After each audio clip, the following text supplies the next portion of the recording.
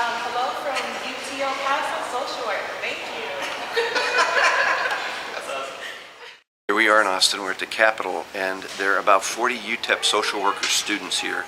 And what they're doing is looking at public policy issues. How can the law work to make people's lives better, like CHIP, or laws like reduced domestic violence where people don't get hurt at home, or laws like investing in education. It's really important. That's what Texas government's about. Basically to see Texas policy in action and get a real feel of what policy actually is, and to drive our, advocacy rate for it, and to actually motivate us to push policies that are important to us.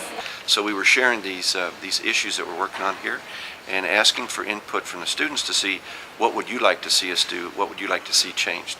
Saying over and over again what the stories are developing here in Austin, why it's so important to have a CHIP bill, why it's so important to fight for Medicaid enrollment. It's not going to happen this session, but we need to fight for it.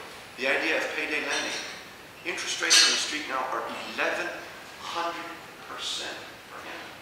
We got to change that. We can't have our families get into this vicious cycle of debt that affects them. So another one is solar. Doesn't seem like that'd be something you'd talk to social workers about, but the idea of energy independence, of a family spending less on electricity, generating their own electricity, making wise economic choices with respect to their energy bills, and actually selling that energy to the electric company. Imagine that day's coming. And so they've done a terrific piece to lay it out so people understand that the cost of putting this equipment on your roof is going down. Soon you'll be able to afford it. Another one might be the driver responsibility program. Sounds like the right program, right? Wrong. Sounds like a euphemistic thing for making things better, right?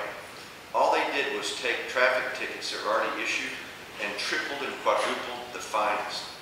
So if you had, for example, your student, you had too many beers one night, you now owe $3,000 your first time. That money was used to plug holes in the budget. Had nothing to do with making you a better driver. Today, 1 in 9 arrest warrant out for them because they can't pay their traffic tickets. Now that's a ridiculous program, right? We filed legislation. That legislation is now passed in the Senate. We tucked it on to a nice bill in the House. We're going to tuck it on here. I've learned a lot because you learn things in the classroom. You learn different procedures and different policies and stuff, but to actually see it in action, you get a whole lot more.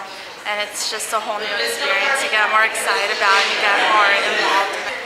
Someone of his high stature to come down to our level and to speak to us and to make time for us, that was my impression. Like, wow, he's really out there for the community, for Texas as a whole.